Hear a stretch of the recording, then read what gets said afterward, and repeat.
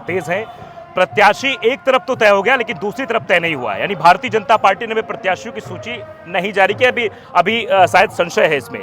हमारे साथ गोरखनाथ जी हैं जो यहाँ से विधायक भी रह चुके हैं और एक बार फिर से टिकट की दावेदारी में है। भारतीय जनता पार्टी में 21 नामों की सूची पहुंच चुकी है, आवेदन हो चुका है। तो हम आज इन्हीं से बातचीत करेंगे और समझेंगे कि आखिरकार कितने पायदान पर है और क्या कुछ तैयारियां चल रही, क्योंकि लगातार एक क्षेत्र में घूम रहे हैं और अभी नियामनपुर पड़ता है ये जगह, नियामतपुर, यहाँ पर हमें मिल गए। बहुत बहुत स्वागत है आपका। बहुत बहुत धन्यवाद। पता चला कि आप पूरे हिंदुस्तान में टॉप 20 में हैं, तो हमारा सौभाग्य है कि आपके चैनल पे मुझे बोलने का अवसर मिला। आप खूब तरक्की करें, टॉप 1 पे जाएं, ऐसे प्रभु राम से मैं कामना करता हूं। धन्यवाद। आप बताइए, आप कौन से पोजीशन पर हैं अभी? 21 नाम जो अभी चल रहे हैं यहाँ मिल्कीपुर में भारतीय जनता पार्टी की तरफ से, किस पोजीशन पे हैं आप? 21 नहीं है भाई साहब, 29 है, 29। अच्छा, 29 हो गए। मुझे जानकारी 21 तक अब तक 29। दो प्रत्याशी तो आज मैं जाना हूँ। अच्छा, मैंने पूछा, वो हमसे आए मिले, हमने कहा कहाँ भैया? कहीं भैया हमहू टिकटवा मिलत बाटे, हमहू मांगी थन। हम कहा स्वागत है भैया, पर हमने कहा सब लोग तय कर लो, 29 में किसी एक को मिलेगा, उस एक के साथ सब लोग रहना बड़े मन से। कुछ लोगों का वही मुंह बन गया। देखिए, 17 में पार्टी ने मुझे चुनाव लड़ाया था, 22 में मुझे चुनाव लड़ाया, तो अभी तो मैं ही अपना मान के चल रहा हूँ जब तक कि कुछ बड़ी बात ना हो जाए। मतलब सीरीज तो चली आ रही 17-22। हाँ। लेकिन 22 में ऐसा क्या हो गया कि 13,000 के कम अंतर से आप हार गए अवधेश से? देखिए, उस समय अवधेश जी से हम 3 चुनाव लड़े हैं भाई साहब। अच्छा। पहला चुनाव उनको कैबिनेट मंत्री रहते अपने छोटी बहन से उनके बेटे को हराया। अच्छा, छोटी बहन से बेटे को, जो ये लड़ने जा रहे हैं। अच्छा, हाँ। दूसरा चुनाव हम स्वयं वो कैबिनेट मंत्री से तकरीबन 29,000 वोटों से हराया। तीसरे चुनाव में हम 3800 वोट और ज्यादा पाए, 93,500 वोट पाए।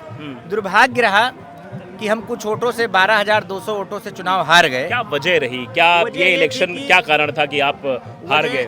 वजह उसमें ये हम लोगों ने ढूंढा कि यहाँ के 5-6 प्रत्याशी एक तरफ हो गए। अच्छा। यहाँ बसपा भी उधर ही चली गई, बसपा के बागी लोग चले गए। लेकिन बसपा के बारे में कहा था कि भाजपा की बी टीम है, वो तो भाजपा की मदद करती है। 22 में स्थिति यहाँ नहीं थी, इस सीट पे नहीं थी। जो व्यक्ति यहाँ चुनाव लड़ा था बसपा से, जिसको टिकट मिला था, दुनिया जानती है। क्या नाम था उसका जो तांत्रिक है? सूरज बाकायदा उनके साथ रहा, अभी भी समाजवादी में है। टिकट मांग रहे थे, टिकट उनके बेटे को मिला, उसको लेकर उनके समर्थकों ने हमको जिताने की कसम खाई उनके घर के सामने मंत्री जी के। सूरज को उन्होंने मिला लिया, नीलम कोरी को उन्होंने मिला लिया, यहाँ तक कि बसपा से हमारे बीच में नहीं रह गए, स्वर्गीय हो गए आदरणीय कक्कू पासी जी, उनको भी उन्होंने मिला लिया। अच्छा, अपने साथ कर लिया। हाँ, ऐसे शिवप्रधान मिल गए, भोला भारती मिल गए, तमाम सारे लोग एक हो गए, बाबा अकेला हो गया। इतना करने के बाद भी मेरे वोटों में कोई फर्क नहीं। बाबा की उपाधि कैसे पड़ गई है कि बाबा गोरखनाथ, ये उपाधि मिली है या फिर पहले से ही नाम आपका था? ये नहीं, ये जन्मजात है। जन्मजात है। हाँ, हमारे यहाँ बेटा नहीं हो रहा था। हमारे परिवार में 2 बहनें थी हमसे बड़ी। हमारे पिताजी गोरखपुर में पोस्ट थे, बंदरोगा रेंजर के पोस्ट पे पोस्ट थे, और बड़े महाराज अवैधनाथ महाराज जी से उनके बड़े अच्छे रिश्ते थे, तो वहाँ मन्नत मांगी गई। अच्छा। और हम इत्तेफाक से वहीं पैदा हो गए। क्या बात है। तो विधायक जी जो है पूरे विधायक मन्नत के बाद आए। हाँ, बड़े महाराज, ये बात मुख्यमंत्री जी स्वयं, आप देखेंगे उनके वीडियो में, भाषण में, तो मुख्यमंत्री जी ये बात स्वयं अपने मुख से कहते हैं। अच्छा। कई बार ये कह चुके हैं।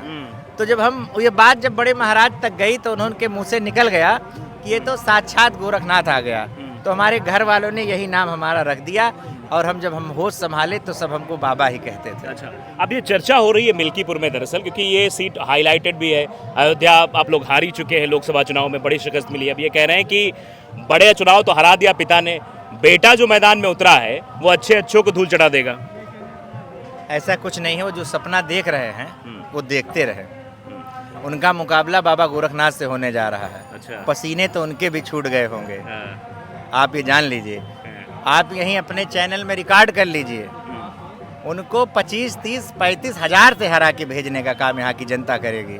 उनके अहंकार को तोड़ने का काम करेगी। जब से वो सांसद बने हैं, वो पीडीए गठबंधन के साथ तो बताते हैं पीडीए। मैं उनसे पूछना चाहता हूँ, क्या निषाद उस पीडीए में नहीं आता क्या पासी उस क्राइटेरिया में नहीं आता क्या अभी रायपट्टी में अभी हाल ही में 2 दिन पहले घटना घटी? क्या घटना घटी थी? कोरी बिरादरी की बिटिया के साथ एक विशेष समुदाय के लोगों ने रेप किया, दुष्कर्म किया। 2 लोगों ने फिर बाद में मिलके किया। उसके गांव में चढ़ गए, धमकी दी बम से उड़ाने की। उसमें सारा शासन प्रशासन सख्ती में आया। उसमें हम लोग थाने पे गए, मैं स्वयं गया था, मुकदमा दर्ज हुआ। आज की रात में पुलिस मुठभेड़ में आमना सामना उसने पुलिस पे फायर तक कर दिया। अच्छा। पुलिस को गोली भी लगी, जवाबी कार्रवाई में उसको भी गोली लगी है। उसको अस्पताल में भर्ती कराया गया है। उसको शीघ्र जेल भेजने का काम कराया जाएगा और बाबा का बुलडोजर भी चलाया जाएगा। मतलब क्या कह रहे हैं कि जो ये भदरसा में हुआ था वैसा ही कांड आपके मिल्कीपुर में हो गया? जी जी जी, एकदम। जब से वो बने हैं तब से जो अभी तक लोग सड़कों पे नहीं दिखते थे, जो शालीनता से अपने घरों में बैठे थे, उनको जैसे एक ऑक्सीजन मिल गया हो गलत काम करने का। कौन लोग? एक विशेष समुदाय के लोग। आप समझ विशेष समुदाय का इशारा किधर है? अब विशेष समुदाय जान लीजिए, जो भदरसा में इन्वॉल्व थे, जो गद्दोपुर की घटना में इन्वॉल्व थे, जो मासूम 5 साल की बच्ची के साथ दालमोट खिलाने के नाम पे इन्होंने दुष्कर्म किया था। अखिलेश तो कहते ही हैं, उनकी पार्टी दबे जुबान से कहती है उनका MY समीकरण काम करता है। तो MY PDA की फिर PDO की क्यों बात करते हैं? या तो वो MY को ही लेके चले, PDA को मना कर दें। जब PDA की बात करते हैं तो PDA के साथ क्यों नहीं खड़े होते भाई? क्या निषाद उनके PDA का हिस्सा नहीं है? क्या वो कोरी बिरादरी की बिटिया उनके PDA का हिस्सा नहीं है? क्या जो भी एक बिटिया जिसको हम बता रहे हैं 5 साल की, आप सर्च करिए, उसमें तो बयान शर्मसार होना पड़ा। समाजवादी के उस नेता को शायद उन्होंने निकाल भी दिया। उसने इतना आवेश में कहा कि वो तो विच्छित मानसिकता का था। अच्छा। अरे ससुर, विच्छित मानसिकता रहे हो तो वही दलित समाज की ही बिटिया तुमको मिली थी। अगर आपका दिमाग नहीं काम कर रहा था, ये सब बहुत निंदनीय है और इन सब का बदला लिया जाएगा। कैसे लेंगे बदला इनका? देखिए, अब ना तलवार के नोक पे लड़ाइयाँ नहीं होती है। अब मतदाता लोकतांत्रिक व्यवस्था में इस अंगूठे से बटन दबा के करती है। ईवीएम की मशीन फैसला करती है। ईवीएम की मशीन। इतना कॉन्फिडेंट क्यों नजर आ रहे हैं आपकी? मतलब ईवीएम मशीन दबेगी तो बाबा गोरखनाथ ही और बीजेपी ही यहाँ से जीतेगी। इतना कॉन्फिडेंट क्यों है आप? क्या कारण इसका? देखिए, हार हो जाती है जब मान लिया जाता है और जीत तब होती है जब ठान लिया जाता है। ठान लिया है लोगों ने, एकदम जीत ठान लिया है भाई। हार की बात ही नहीं करेंगे। मतलब ये मुस्कुराहट जो है, ये मुस्कुराहट बता रही है कि एक बार फिर, जैसे आपका एक वीडियो बहुत वायरल हुआ था जब आप चुनाव हार गए थे, उस आवाज के सामने खड़े होकर आप बड़ा भावुक पोस्ट किया था फेसबुक पे आपने, उसकी चर्चा खूब हुई थी। तो क्या वो समय लौट आया है? हाँ, उस समय लौटा है। मतलब ईश्वर ने लौटाया है। कामना जो है, जो की गई थी, बहुत जल्दी ही पूरी हो रही है। हाँ, ईश्वर मेरे साथ है, ये मैं कह सकता हूँ। देखिए, हम लोगों के आदर्श अटल जी हैं। अटल जी कहा करते थे, क्या हार में, क्या जीत में, किंचित नहीं भयभीत में, कर्तव्य पथ पर जो मिला या भी सही वह भी सही, कुछ भी हो रार नहीं ठानूंगा, हार नहीं मानूंगा, काल के कपाल पर लिखता और मिटाता हूँ, गीत नया गाता हूँ, गीत नया गाता हूँ। अच्छा, आपने अटल जी की बात की, मैं एक बहुत गंभीर सवाल आपसे पूछ रहा हूँ। ऐसा भारतीय जनता पार्टी जो अभी केंद्रीय नेतृत्व है, उस पर आरोप लगता है कि अटल जी के नक्शे कदम पर ये नहीं चल रही है और आप अटल जी के नक्शे कदम पर चल रहे हैं। नहीं, जो भी कह रहा है गलत बात है। जितनी योजनाएं थे, चतुर्भुजी योजना, पूरे देश को एक पैरामीटर, एक सड़क योजना थी, वो किसकी थी मान्यवर? अटल जी की।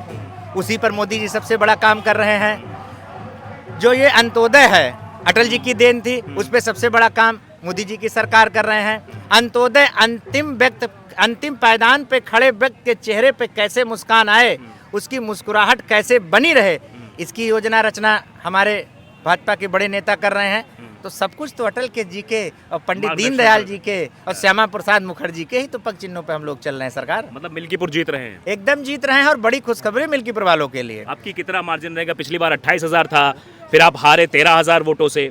अब जीत का अंतर कितना होने वाला है? हमको लगता है 30,000 प्लस जाएगा। 30,000 प्लस? अब जितना बढ़ाए देश ये जनता तो 50,000 कह रही है। 30,000 हमारा मन करता है। 30,000 प्लस जाएगा। मतलब वो एक बार फिर से उसी आवाज में आप दिखाई देंगे जहां आवाज से आप विनम्रता के साथ बाहर आए थे। हाँ, मैंने बहुखंडी को अलविदा कहा और मैंने एक लाइन लिखी थी, वो लाइन खूब वायरल हुई कि मेरा पानी उतरता देख किनारे घर मत बना लेना। क्या बात, वाह। मैं समंदर हूँ, दोबारा लौट कर आऊंगा जरूर। ये लौट कर आऊंगा जरूर, ये तो आप देख सकते हैं बाबा गोरखनाथ हैं जिन्होंने उस वक्त पंक्ति लिखी थी। और कहते नहीं कि एक समय आपकी जिह्वा पर सरस्वती विराजमान हो जाती हैं। ये उम्मीद शायद किसी को नहीं, शायद आपको भी नहीं रही होगी कि इतनी जल्दी यहाँ पर इस सीट पर उपचुनाव होगा। ये खुशी के साथ दुर्भाग्य भी है हम लोगों का। हम लोग चुनाव नहीं चाहते थे। इससे हम अयोध्या वासियों का सर भी कहीं न कहीं, ठीक है चुनाव हो गया, हार जीत हो गया, जो फैसला हुआ वो फैसला, कारण आपको पता है? फैसला जो हुआ कोई कारण नहीं, कभी कभी हार हो जाती है, आप उसका बहुत कारण नहीं ढूंढ सकते। वो परिस्थिति जन हो जाती है, आपके कर्मों के द्वारा हो जाती है, ये बहुत बड़ा विषय है। उसका विश्लेषण तरह तरह अलग अलग आंखों से अलग अलग तरीके से लोग करते हैं। अच्छा, कई जगहों पर देखा जब ये पर्यवेक्षक जा रहे थे, मीटिंग्स हो रही थी, हार की समीक्षा बैठक जब की जा रही थी, ये कहा गया कि कार्यकर्ताओं की उपेक्षा की वजह से ये चुनाव भारतीय जनता पार्टी नहीं, ऐसा कुछ नहीं।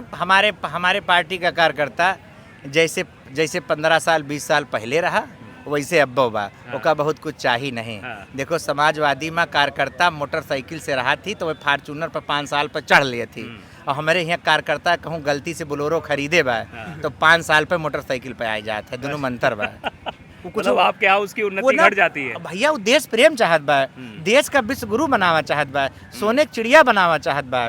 वो अपन भला चाहबे नहीं करत, उस समाज के भला चाहत। अभी हम यहीं आए थे, हमारे बूथ अध्यक्ष हैं पंडित जी, ये खड़े हैं, मुस्कुरा रहे हैं। अच्छा। लड़े 15 मिनट हमसे, मुस्कुराए हमारा रोडिया कब देवो, हमारा रोडिया कब देवो, नियामतपुर वाली कब बने रोड।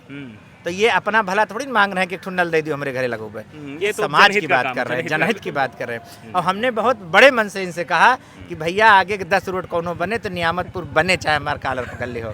हमने कहा भी मुस्कुराते। बहुत बहुत धन्यवाद। देखिए, लगातार अपने चुनावी कार्यक्रम कह लीजिए या फिर ये कह लीजिए अपनी जनता के क्षेत्र के बीच लगातार बाबा गोरखनाथ बने हुए हैं और कह रहे हैं कि ताल ठोक दी है, मैदान में आ उतरे हैं। अब ये देखना दिलचस्प होगा कि भारतीय जनता पार्टी किस पर उम्मीदवारी जताती है। फिलहाल 17 और 22 में तो यही उम्मीदवार रहे।